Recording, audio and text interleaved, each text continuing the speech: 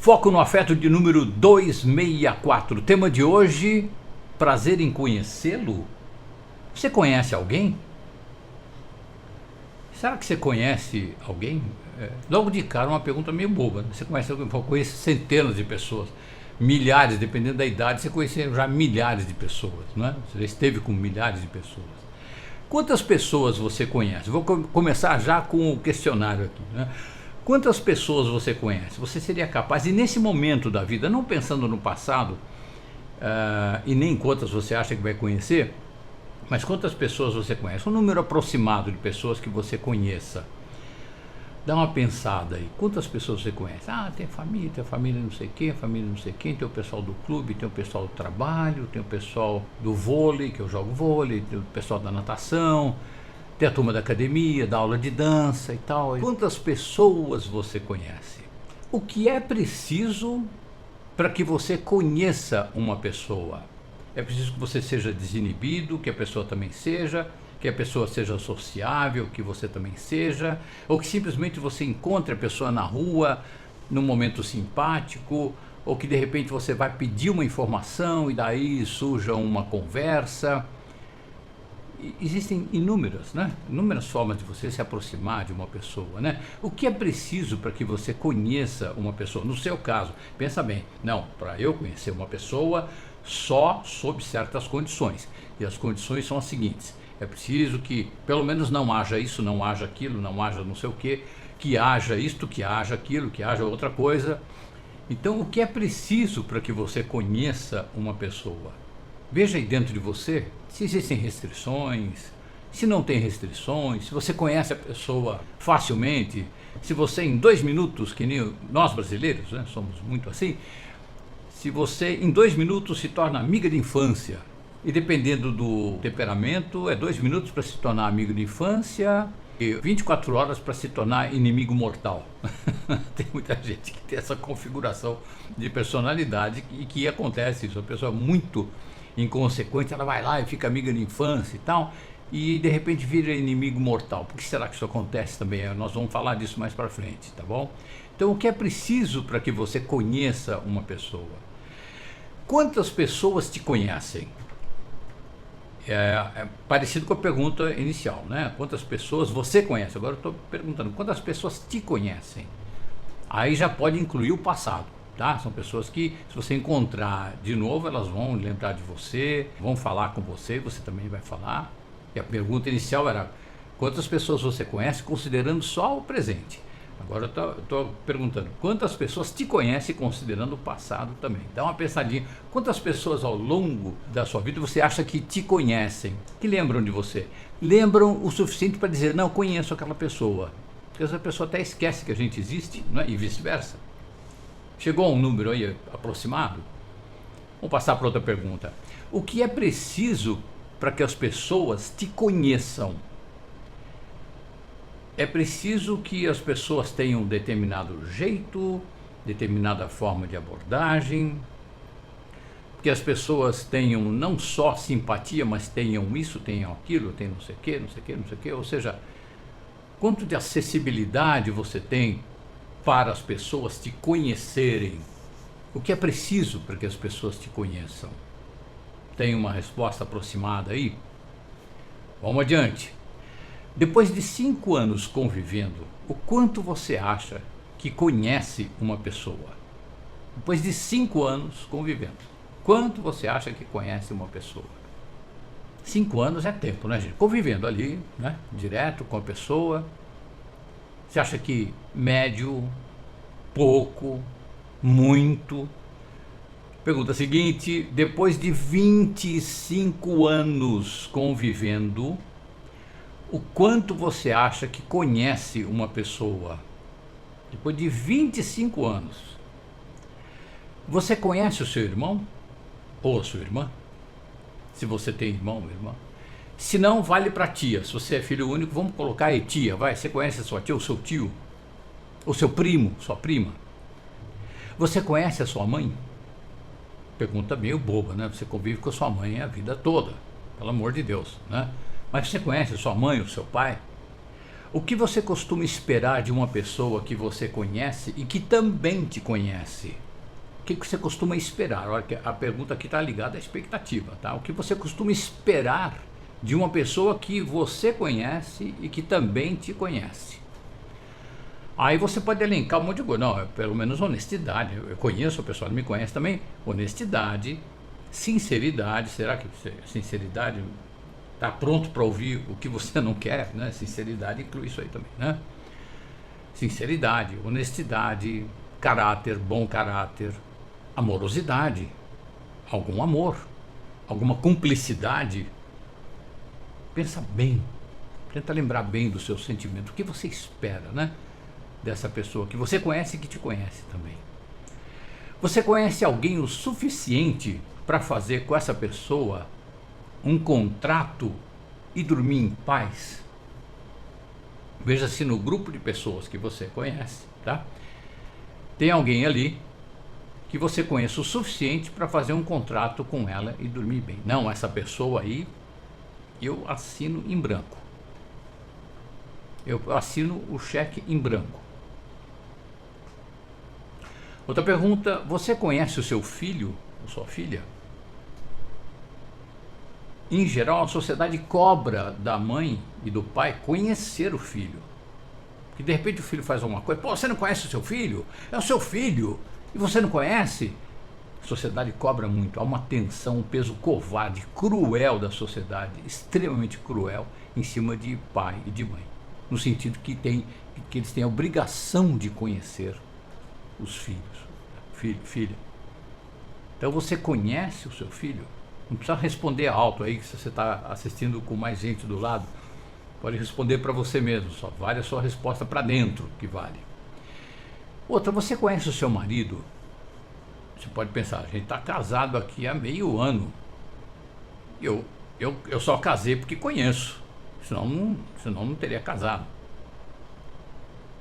Não, a gente está casado há 20 anos. Nossa, eu tô careca de conhecer meu marido. Meu Deus, sei a hora que acorda, a hora que ele dorme, quando vai ficar doente, quando não fica doente. Eu conheço todas as chatices, as coisas legais que ele tem, as esquisitices. Gente, independente de você achar que conhece ou não as pessoas, você decidiu, pergunta, você decidiu desconfiar indistintamente das pessoas? Independente de você achar que conhece ou não as pessoas, você decidiu desconfiar indistintamente das pessoas? Tomou aquela postura de, olha, desconfio de todo mundo.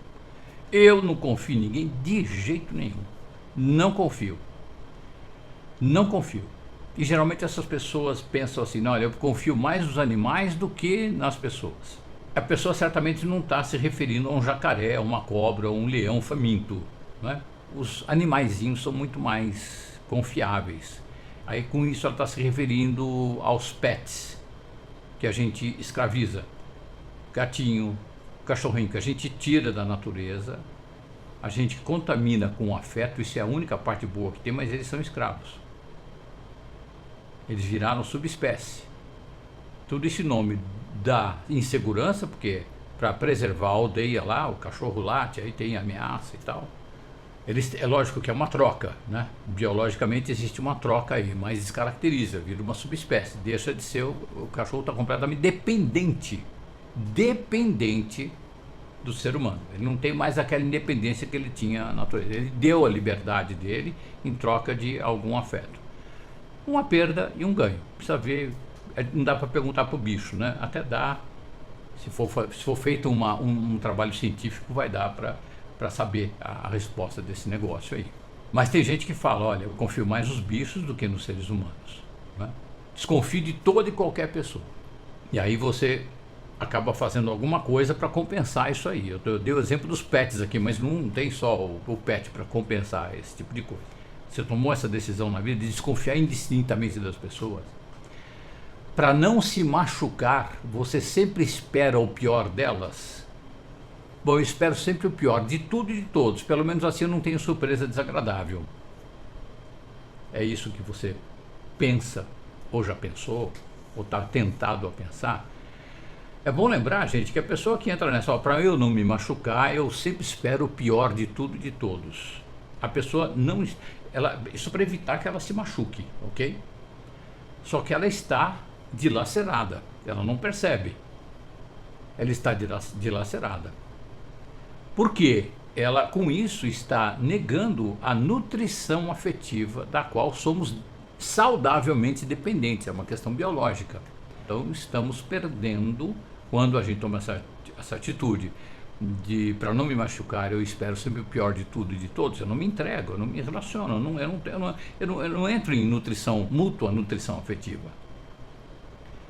Eu fico morrendo de fome. E só que esta fome vai me adoecendo. A outra fome também, a fome de estômago adoece, a gente enfraquece e morre. Só que essa apego emocional, aí tem somatização, aí, meu Deus do céu, é um desastre. Enfim, não vou nem falar das doenças graves que isso pode dar. Se você der uma googada aí no Google científico, você vai ver os efeitos colaterais da ausência de afeto para a saúde. Então essa pessoa, para não se machucar, ela já se mutila, ela já se dilacera, ela se autotortura com a incondicional e preconceituosa desconfiança em relação a todos. Você por acaso decidiu se isolar para fugir das pessoas com medo delas, aí é uma outra parada, né? É diferente. O outro lá sim tem medo, ele desconfia de todo mundo, claro que por medo. Ele se isola e parece estar bem. Agora pergunta se você decidiu se isolar das pessoas para fugir das pessoas, porque elas te ameaçam, porque você tem medo das pessoas. Independente de você achar que conhece ou não as pessoas, tá? Você decidiu fugir das pessoas com medo delas. Ou você passou a manipular as pessoas para que a chance delas te manipularem seja menor. Ou seja, você tem medo das pessoas, não confia em ninguém. Percebe que as pessoas, de um modo geral, estão aí todas manipuladoras, controladoras, tirânicas, aprontando, fazendo sacanagem, traindo, fazendo contrato e burlando o contrato, a sua revelia e por aí fora. Então você, bom, agora eu vou começar a manipular para evitar que me manipulem. Ou seja, eu vou assumir um comportamento de guerra típico, centralmente típico, estruturalmente típico do nosso estado de praga biológica, da humanidade. Estado de praga biológica em que a humanidade está, né? O mundo não está em estado de praga biológica. O mundo, graças a Deus, tem algumas espécies que estão, tem outras que não. A humanidade é uma delas que está em estado de praga biológica. E típico disso aí é a postura bélica, autodestruição, destruição do semelhante, do meio ambiente. A natureza quer que reduza o número de pessoas para ficar um número saudável. Essa medida extrema que a natureza toma, ok? Então você passou a manipular as pessoas para pelo menos diminuir a chance delas te manipularem, ou que essa chance de manipulação externa em relação a você seja menor. Aí você assumiu a postura de guerra mesmo, né? Ou pior ainda, você convive com pessoas apenas no seu próprio espaço pessoal, tipo na sua casa, na sua fazenda, porque ali você dita as regras e ai de quem não cumpri-las. Ou seja, você criou um feudo. Você ali é o senhor feudal, você imprime as regras, você dita as regras, e as pessoas que estiverem ali recebendo seus favores, porque quem geralmente faz isso são pessoas que de alguma forma usam o dinheiro que tem, pode ser pouco dinheiro, médio ou muito dinheiro, para dar boca livre, usando uma expressão bem popular, boca livre para outras pessoas, os mortos de fome, as pessoas que, ou mesmo até que não sejam mortos de fome, dá boca livre para pessoas até mais abastadas, mas que não tem tanto dinheiro assim, e você tem mais dinheiro, né? Então você vai dar uma comida para elas que elas não conseguem comprar. Ou seja, elas vão na tua casa, elas vão ter um conforto absurdo. Elas vão ter tudo de bom. Todos esses apetrechos que tem as casas muito ricas, ou mais ricas do que o povo que convive. Às vezes a casa é até pobre, mas ela é bem mais rica do que o povo que a pessoa convida. Isso é ostentação, isto é manipulação, isto é para conseguir ter uma conduta tirânica em relação às pessoas, porque ela posa de generosa. Como eu sou generoso, estou te oferecendo gratuitamente esta comida, esta casa que o seu dinheiro jamais poderá comprar. Agradeça, ajoelhe-se aos meus pés e agradeça. Muita gente que, decepcionada com as relações humanas, além de contratar pets, de escravizar pets, escravizar que eu digo no sentido afetivo, e é o fato, é fato, né? Aí contrata aquela horda de pessoas que são menos favorecidas e são mortos de fome, porque tem uns menos favorecidos de dinheiro, mas que estão muito bem, estão muito realizados, não querem, estão considerando afeto, não estão considerando comida. Ah, vão lá porque eu como alguma coisa, eu fico bem, eu fico lá numa casa confortável, bonita e tal. Isso é para um nível de consciência extremamente primitivo, ok? Tanto de quem convida quanto de quem aceita o convite. Tá, gente? É primitivismo para todo lado, né? Então, ou pior ainda, você convive com pessoas apenas no seu próprio espaço pessoal, tipo na sua casa, na sua fazenda, porque ali você dita as regras e ai de quem não cumpri-las. Mesmo que você receba de uma forma aparentemente democrática, mas que você de uma forma implícita ou de uma forma subjetiva ou subliminar, você ali imponha as regras, com olhares, com jeito, porque afinal estão na sua casa, tem que te respeitar. Ok? Você não vai na casa de ninguém. Nessa hipótese, você não vai na casa de ninguém. Você só recebe gente na sua casa, porque ali você manda. Ok? Então isso é uma forma de você não se relacionar com as pessoas de forma nutritiva. Você tem contato com pessoas. Ok?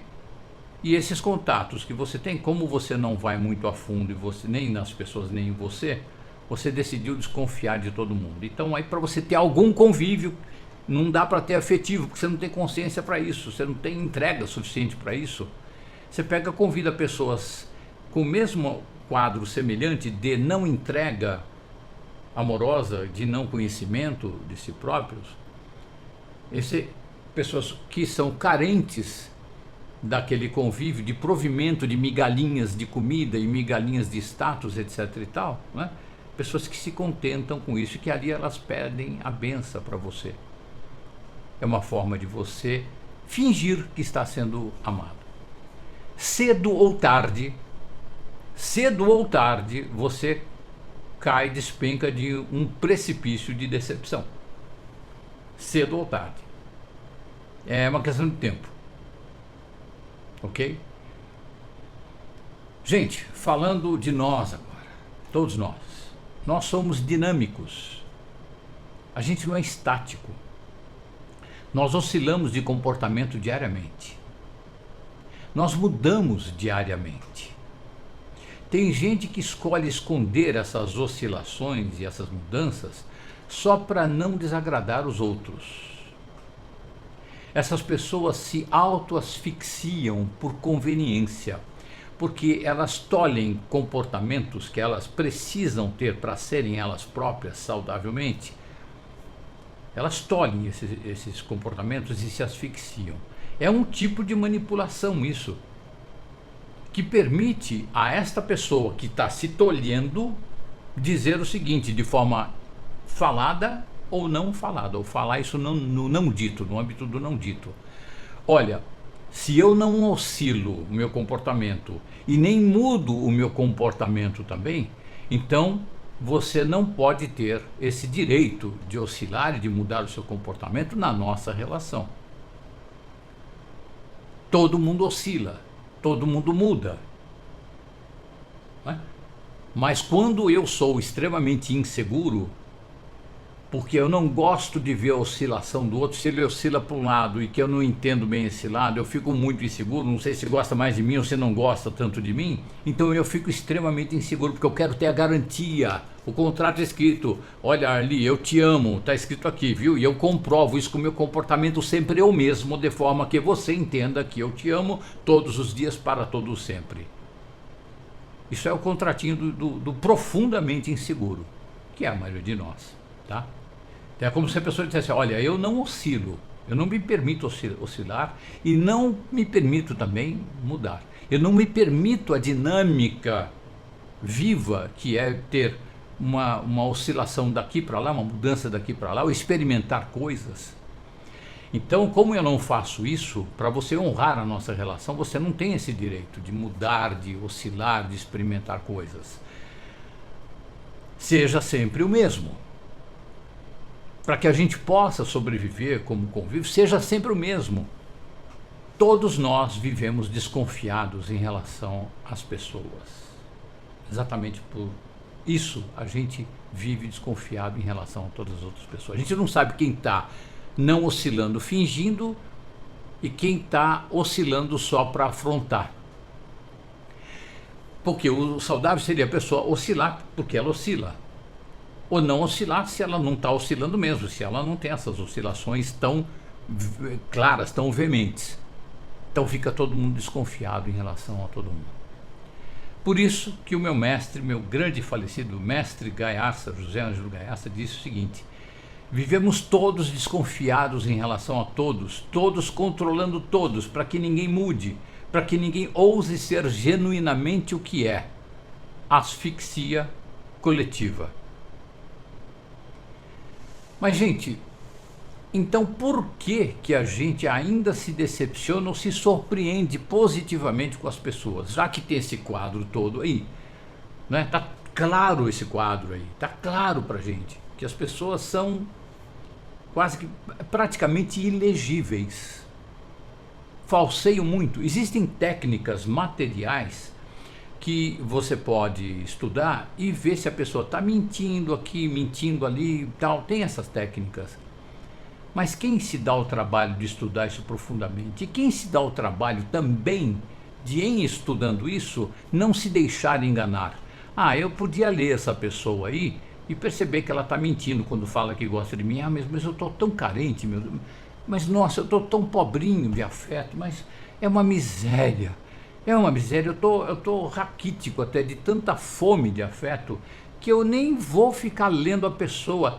Me engana que eu gosto, me engana que eu preciso, me chama de legal, me chama de bacana, fala que eu sou o máximo. Não importa se você está fingindo ou não, eu preciso me sentir nutrido, ainda que falsamente, ainda que você esteja me dando um refrigerante, que só vai estragar o meu corpo, não vai me nutrir nada. Mas vamos lá, o refrigerante que tem o sabor de tal fruta. Ah, então, nossa, como é bom comer fruta, né? Nossa, a fruta faz tão bem para a saúde, meu Deus do céu, que maravilha. Eu estou lá envenenando o meu organismo, né? Mesmo que eu tenha a leitura, mesmo que eu saiba identificar a mentira, identificar a verdade nas pessoas, né? Isso considerando a aparência, porque também dá para fazer leitura mais na alma, ok? Mas quando a pessoa está morta de fome, carente e não banca esta fome, ok? Se a pessoa medita, a pessoa pode até ficar num estado, vamos dizer assim, miserável afetivo, mas ela sabe que é mais meditação que vai deixá-la inteira. Mas digamos que essa pessoa não medita, que é a maioria de todos nós. Então, por que a gente ainda se decepciona ou se surpreende positivamente com as pessoas? De repente vem uma surpresa bacana de uma pessoa. Bom, não esperava isso de você. Nossa, você... Pensei que você não tivesse nada a ver com isso. Que coisa bonita, que coisa bacana, né? E aí eu estou falando, no caso, coisas genuinamente verdadeiras. Ou seja, a pessoa mostrou uma coisa que de fato é de bom. Não está mentindo. Nesse caso, não. Tá? Ou então se surpreende, se decepciona, porque a pessoa fez uma coisa, olha, eu nunca esperava que você pudesse fazer uma coisa dessa. Você é muito louco, cara. Você é do mal. Você é perverso, cara. Pelo amor de Deus. Pô, a gente se conhece há tantos anos, cara. Meu Deus do céu, o que aconteceu com você? De repente você fez esse treco, você está doente, você tem que se tratar. Professor Huberto Roden, aprendi com ele muita coisa de 76 a 80, a filosofia cósmica, que na verdade é a filosofia espiritualista, né? Ele tinha uma frase que eu acho muito interessante, que é assim: ninguém se torna aquilo que já não era. Então, se essa pessoa surpreendeu você positivamente, ela tinha aquilo dentro dela, só você não tinha visto. Estava lá, você que não viu. E se ela tinha aquele aspecto perverso, horrível, destrutivo lá dentro dela, isso estava lá o tempo todo. Você que não viu. Estava lá, estava em algum ponto do olhar da pessoa, em algum movimento de boca, você poderia ler aquilo ali. E mesmo que você seja um grande especialista em leitura de mapeamento facial, de movimentação facial, de expressão, de música de voz, se você não está bem, se você não está bem com você mesmo, se você não está inteiro, se você não está íntegro, você vai passar batido diante dessas visões daquele grande amigo que é próximo e que de repente te decepciona profundamente. Porque tem o Me Engana Que Eu Gosto patrocinado pela fome compulsória por afeto, por causa desse estado de guerra que a gente está vivendo. Agora, por quê? Respondendo então finalmente, por que a gente ainda se decepciona ou se surpreende positivamente com as pessoas, sabendo de tudo isso, dessas características todas? Por causa de um detalhe, umzinho detalhe decisivo, importantíssimo. Porque nós não aceitamos as pessoas como elas são. A gente nem quer saber como as pessoas são. A gente quer evitar saber como as pessoas são. Nós exigimos interna e ou externamente que as pessoas sejam como nós queremos. É isso que acontece, gente. É o Me Engana Que Eu Gosto. Aí depois que aparece aquela surpresa ruim, nossa, você me enganou. Imagina, eu me enganei em nome da minha desesperada fome de afeto. O motivo, gente, é esse daí, porque a gente não aceita as pessoas como elas são. A gente tem esse preconceito, é um preconceito patrocinado pela miséria, pela fome, pela desnutrição afetiva que a gente vive secularmente e há muito tempo e cada vez mais forte. Valores externos, tudo é o externo, é o prestígio social, é o grau social, é o nome social disso, nome social daquilo, é isso que, entre aspas, nos alimenta, na verdade nos envenena, porque nos afasta da gente mesmo. Nós exigimos, interna e ou externamente, que as pessoas sejam como nós queremos, nós somos ditadores, sim, a gente exige sim que o outro seja como eu quero. Como você vai fazer um negócio desse? Está fora de você isso. Não tem nada a ver, porque isso é uma falta de juízo, porque não sei o quê. Que pobreza. Não? De repente o outro está tendo lá um lampejo de criatividade. É porque não está dentro daquele quadro, daquele personagem que eu criei para aquela pessoa. Aí nós fazemos a maior besteira que existe nos relacionamentos. De duas formas, nós nos projetamos nas pessoas. Nós projetamos coisas nas pessoas e nos projetamos nas pessoas. De duas formas. Uma delas, nós projetamos coisas nas pessoas. E a outra delas, nós nos projetamos nas pessoas. Nós projetamos nas pessoas características que elas não têm.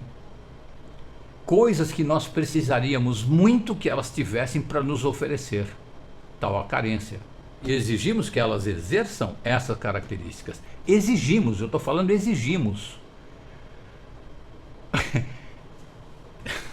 Eu projeto numa pessoa uma característica que ela não tem. E de uma forma subreptícia, de uma forma sutil, ou às vezes não sutil, até agressiva, eu exijo que ela performe esta característica.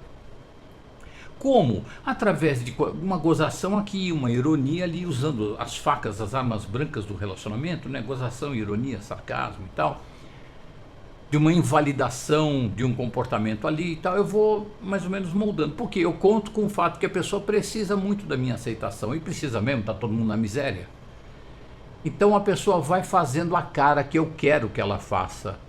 O Gaiarsa falava isso, nós não temos a nossa cara, nós temos a cara que o social montou. O social que é composto por 1, 2, 3, 4, 5, 3, 1 milhão, 3 milhões de pessoas. Aquilo que a mídia mostra como uma carinha bonita, como interessante.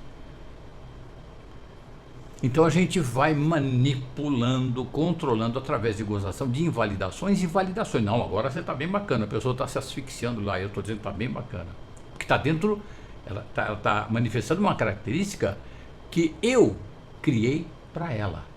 Nós projetamos nas pessoas características que elas não têm, coisas que nós precisamos que elas tenham para nos oferecer. E exigimos que elas exerçam essas características. Nós fazemos ainda uma outra projeção, nós nos projetamos nelas. Nós inventamos a pessoa. Não é interessante, gente? É ridículo, absurdo, meu Deus do céu. É surreal.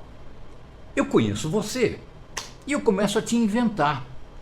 Ah, você gosta muito daquela... Você gosta de velejar? Não, não, nós vamos velejar porque vai ter um campeonato agora. Você vai lá, você vai achar o máximo. E você olhar para mim e falar, mas eu nem falei nada. Meu Deus.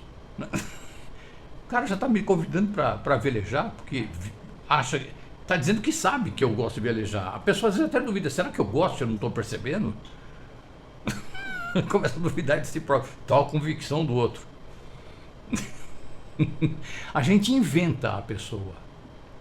E a pessoa começa a se perceber inventada também. Daí as reações ou respostas podem ser diversas.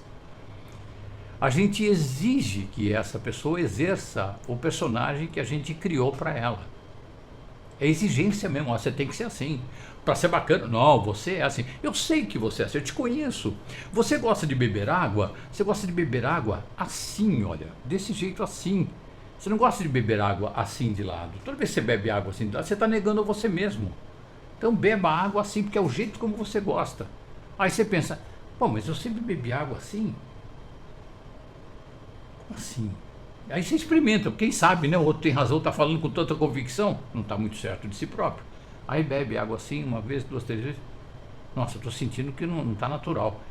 Bom, mas eu não vou beber água assim na frente dessa pessoa, porque eu vou criar encrenca, porque a pessoa fica tão reativa, então eu vou evitar uma encrenca. É assim que a gente acaba tendo a cara que os outros constroem, moldam. E é assim que a gente vai construindo. Não é nem um container, é um cargueiro inteiro, um navio cargueiro inteiro de containers de raiva da gente mesmo. Porque a gente entra numa sistemática negação da gente mesmo. A gente cria, né? A gente exige que essa pessoa exerça o personagem que a gente criou para ela. De forma consciente ou não, a pessoa percebe que nós estamos inventando ela. Aí, ou ela é sincera na hora e fala, olha, eu não gosto de beber água assim, eu gosto de beber água assim. Como? Você não sabe nada de mim, quem sabe de mim sou eu. Eu não vou ficar determinando como é que você vai pegar no garfo. Você pega no garfo do jeito que você quiser. E eu bebo água também do jeito que eu sinto ser saudável para mim, né? Beber água deste jeito. Aí a pessoa é sincera. O outro, que é extremamente inseguro, manipulador, ele percebe que não consegue controlar a pessoa, ou seja, esta pessoa é perigosa. É perigosa porque ela é ela mesma, então ela vai falar de mim o que ela quiser, aquilo que eu nem quero ouvir de mim mesmo, para mim mesmo, sobre mim. E ela vai de repente falar às claras e vai virar execração pública e vão descobrir o personagem que eu vivo, a mentira que eu vivo. Então eu execro essa pessoa, rola um barraco, aí a pessoa vê mil coisas, você não me respeita, porque afinal eu estou te dando um conselho para você fazer uma coisa que está de acordo com a sua natureza, você bebe água assim, porque eu sei, eu te conheço e tal. E outra pessoa, não bebo água desse jeito e não vou beber. Então você nem me procura mais, porque não tem nada a ver, porque você é muito deselegante, aí começa. Você não tem educação, você não tem respeito, afinal estou te recebendo aqui na minha casa e não sei o que. Nossa, aí esta pessoa saudável cai fora, ela vai embora, porque essa pessoa não está mendigando afeto. Essa pessoa está em estado de saúde, ok? Tem hipótese também de que rola o barraco e há um ajuste na relação, porque de repente aquele que está dizendo que tem que beber água assim não está tão apodrecido de consciência desse jeito. Então aí essa pessoa que está bebendo água do jeito que o outro mandou e que não bebe água do jeito que o outro mandou, bebe do jeito dela, ela fala, não vou beber água porque não é assim, você não está enxergando. Então a outra pessoa está aberta para conversa, ela só está na inércia da manipulação, mas ela ainda tem um lampejo de consciência e ela está aberta para a conversa, e aí a relação pode ajustar. Ou, como eu falei antes, a relação acaba aí mesmo. Ou ainda, a pessoa faz de conta que é a pessoa inventada. Ou seja, ele está dizendo para eu beber água assim, porque é o meu jeito. Oh, que maravilha. Mas olha só, desde que você me falou para beber água assim, isso é mentira. Eu gosto de beber água assim. Desde que você falou para eu beber água assim, nossa, a água desce melhor. Eu me sinto muito melhor. Nossa, eu descobri que eu não sabia beber água na minha vida. A partir de você, graças a você, que eu aprendi a beber água do jeito legal, que é o meu jeito. Você me percebe, você me conhece. Tudo mentira. 171 total. Essa pessoa faz de conta que é a pessoa inventada pelo outro, faz um personagem sob medida para o delírio do projetivo. Ou seja, ela faz uma personagem sob medida para caber no delírio do cara que está projetando. Então aí é uma adequação. O cara pensa, eu estou fazendo uma manipulação aqui para outra pessoa ser manipulada por mim. Mas olha, eu acho que eu acertei. Não vê que o outro está fazendo o personagem, que ele está aceitando e agradecendo por beber água daquele jeito que não é o jeito dele, está fingindo. Mas aí o manipulador fala, puxa vida, nossa, é manipulação, mas não é que eu acertei? Pô, então eu sou uma pessoa intuitiva. Olha só, na intenção de manipular, eu saquei uma coisa bacana. Aí, esta pessoa que faz o jogo, faz o personagem que o manipulador está querendo, ela vai agradecendo um monte de coisa enquanto for conveniente para ela na relação. Ela está comprando, ela está se vendendo e comprando a aprovação do outro, porque tem alguma segunda intenção, algum interesse. Está de guerra, né? E o outro vai entrando aí sim num delírio cada vez maior, vai entrando num delírio de que ele, poxa vida, eu faço essas coisas, mas no fundo eu sei de fato. Eu saco as pessoas, eu percebo as pessoas. Ou seja, a personagem que o manipulado faz para não ter encheção de saco do manipulador, porque tem segundas intenções, acaba reforçando e aumentando o delírio do manipulador. Percebe? É um mais doido que o outro. De qualquer forma, cedo ou tarde, esse tipo de relação acaba em encrenca. Porque ninguém aguenta fazer personagem tanto tempo, a não ser que morra antes, mas a coisa não dura 25, 30 anos, 40 anos. Se dura, meu Deus do céu. Esse que está aceitando a manipulação, ele se deforma como pessoa, tanto quanto o manipulador. De qualquer forma, rola uma encrenca, ok? Porque nós estamos desesperados por afeto, alucinados e delirantes por afeto. Agora, gente, me ajudem aqui a conseguir uma respostinha, que eu acho que não tem resposta. Quem vai conhecer quem num cenário desses?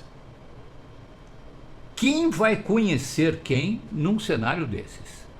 É o universo das relações surreais. São relações surreais.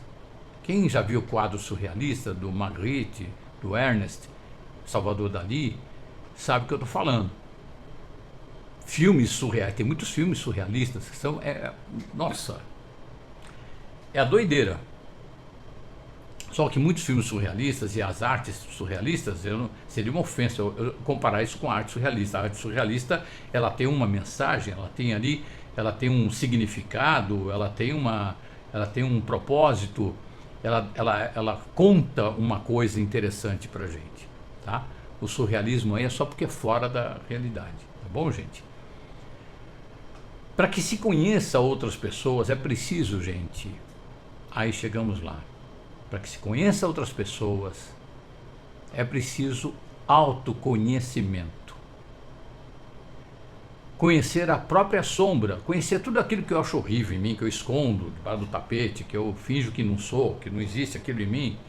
Conhecer a própria sombra sem restrições e nem medos. Aceitar a sombra, aceitar que eu tenho sombra e tenho luz. Meu Deus, eu não sou iluminado ainda, meu Deus do céu, eu vou ter sombra pra caramba. As sombras estão atuando sobre mim, meu lado sombra está atuando praticamente o tempo todo. Eu estou o tempo todo negociando, não, tem sombra aqui, mais luz, tem sombra aqui, mais meditação, tem sombra aqui, mais oração e por aí afora. Aceitar e integrar com carinho a sombra.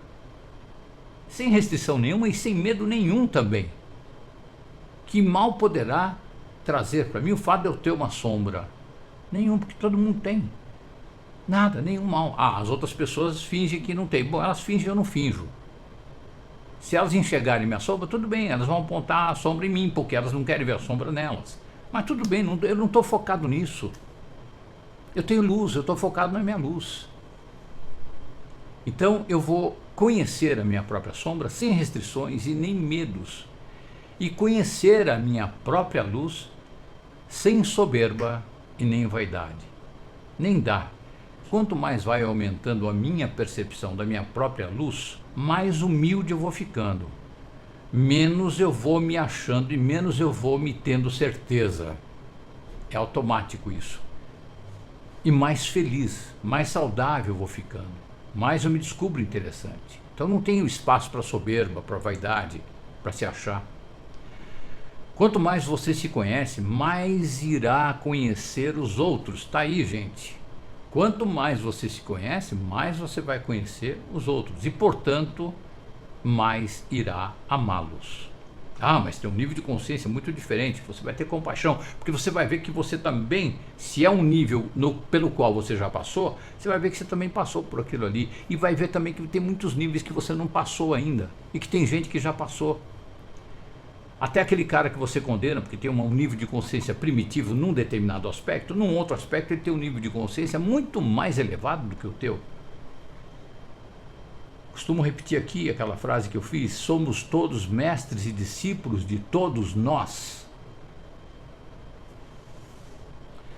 A sua percepção em relação ao outro é sempre proporcional à sua percepção em relação a você mesmo.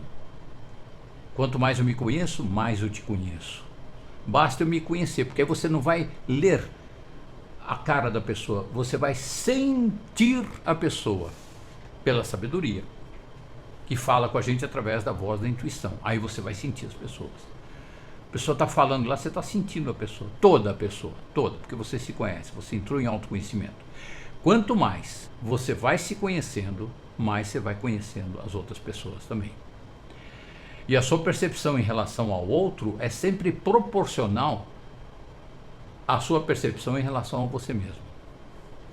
Então, alguém que percebe muito o outro, essa pessoa percebe muito a si própria também. Agora eu quero voltar àquele questionário, gente, aquele inicial. Quantas pessoas você conhece? Lembra do questionário, logo no comecinho? Aqui. Quero voltar ao questionário, só que agora eu vou apresentar respostas. Ok? A primeira pergunta era: quantas pessoas você conhece? A resposta seria a seguinte: eu ainda não sou iluminado. É o meu caso. Eu não sou iluminado, portanto não conheço plenamente ninguém. Conheço parcialmente algumas pessoas. Tudo isso partindo do pressuposto que não sou iluminado, ok? O que é preciso para que você conheça uma pessoa? Antes de tudo, me conhecer. Quantas pessoas te conhecem? Olha, eu não sei se encontrei algum iluminado até agora na minha vida, mas se encontrei algum, este sim me conhece. O que é preciso para que as pessoas te conheçam? Que sejam iluminadas, porque só os iluminados se conhecem plenamente, portanto aí vão me conhecer. Depois de 5 anos convivendo, o quanto você acha que conhece uma pessoa? Se nesses 5 anos eu me iluminar, aí eu a conhecerei integralmente, se não apenas parcialmente. Depois de 25 anos convivendo, o quanto você acha que conhece uma pessoa?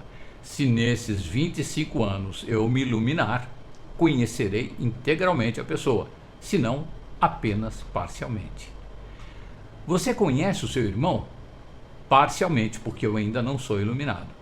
Você conhece a sua mãe e seu pai? Parcialmente, porque eu ainda não sou iluminado. O que você costuma esperar de uma pessoa que você conhece, que também te conhece? Se conheço de fato alguém, não precisarei de contratos de qualquer espécie e dormirei como um bebê, porque entre nós tudo fluirá no mais pleno amor. Você conhece o seu filho? Não sendo eu um iluminado, não o conheço. Você conhece o seu marido? Não sendo eu uma iluminada, não o conheço. Isso, gente, explica em muito a atitude de pessoas que já se conhecem um tanto, ainda não são iluminadas, já se conhecem um tanto e, portanto, conhecem mais um tanto as pessoas. As pessoas que já se conhecem um tanto notam os diferentes níveis de consciência e acabam preferindo se distanciarem, não por fuga e nem muito menos por rejeição, mas por pouca afinidade, convívio na dose saudável e distância na dose saudável também. Assim, nessa distância saudável, elas conseguem enviar as melhores energias de amor para todo mundo, para quem quer que seja. Seja qual for o seu nível de autoconhecimento, respeite aquilo que você chama de limitações em você e nos outros. Aceite os seus erros como mestres de todos nós. Não nutra expectativas em relação a quem quer que seja. Viva a relação possível com cada um. Não faça pactos nem com você mesmo e muito menos com os outros. Pratique o maior facilitador para a nossa iluminação, que é a meditação. E finalmente, percorra todo esse trajeto do autoconhecimento com o seu foco exclusivamente no afeto. Gente amada, gente querida,